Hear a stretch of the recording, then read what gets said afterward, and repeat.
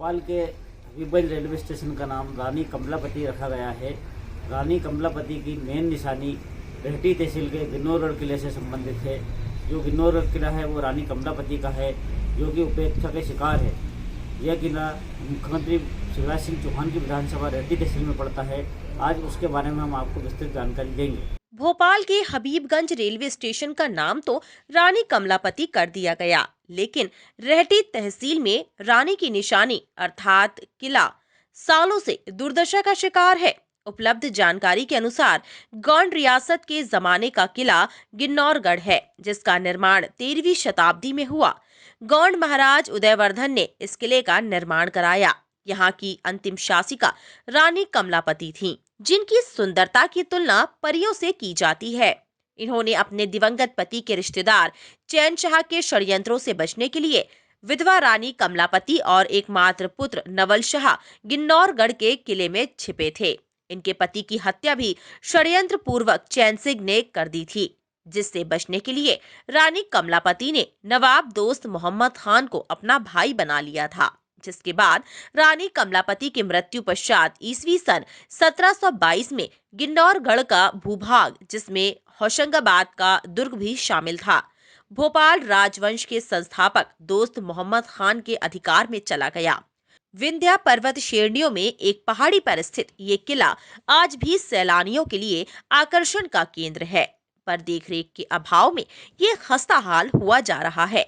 ऐसे में कभी इस किले की रौनक, जो कभी देखते ही बनती थी, अब अनदेखी के चलते लगातार खराब हो रही है। किले तक पहुंचने के लिए पर्यटकों को उबड़-खाबड़ रास्ते से गुजरना पड़ता है। घने जंगलों के मध्य स्थित होने के कारण यहाँ जंगली जानवरों का डर भी बना रहता है।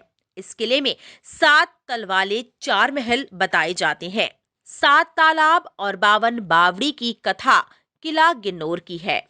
इस किले में खजाने की तलाश में काफी खुदाई की गई, जिससे इस किले को बहुत नुकसान पहुंचा है। इस किले की सुरक्षा के लिए अभी तक कोई विशेष इंतजाम नहीं किए गए हैं। पुरातत्व और पर्यटन की दृष्टि से ये किला अपने आप में बेजोड़ है।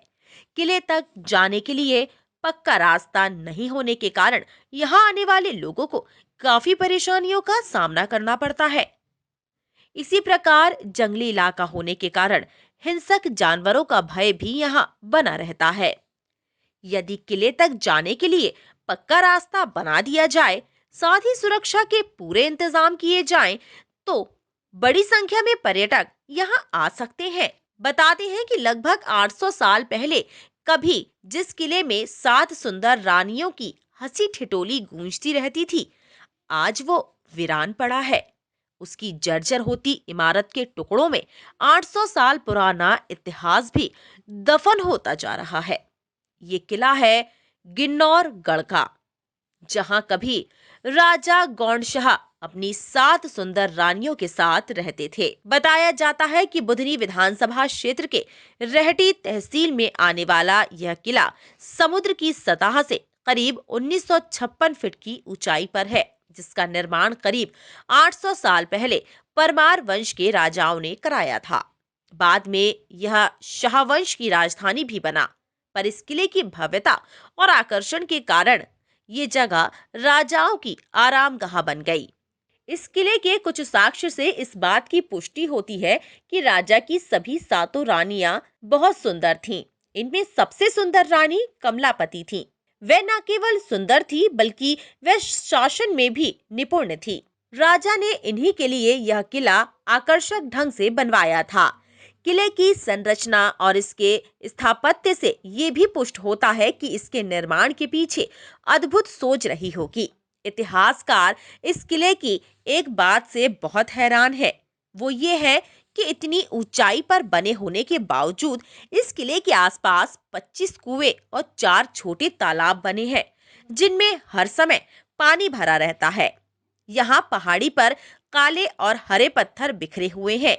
इन्हीं पत्थरों का इस्तेमाल किले को बनाने में किया गया है। किले के नीचे सदियों पुरानी एक गुफा है, जो इसके निर्माण के रहस्य को और गहरा कर देती है। इस गुफा में ठंडे पानी का एक कुंड है, जो 12 माह ठंडा रहता है।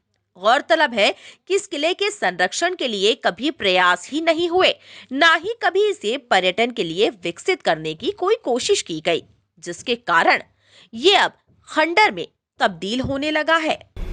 टाइम एट मध्य प्रदेश के लिए मुकेश मेहता की रिपोर्ट।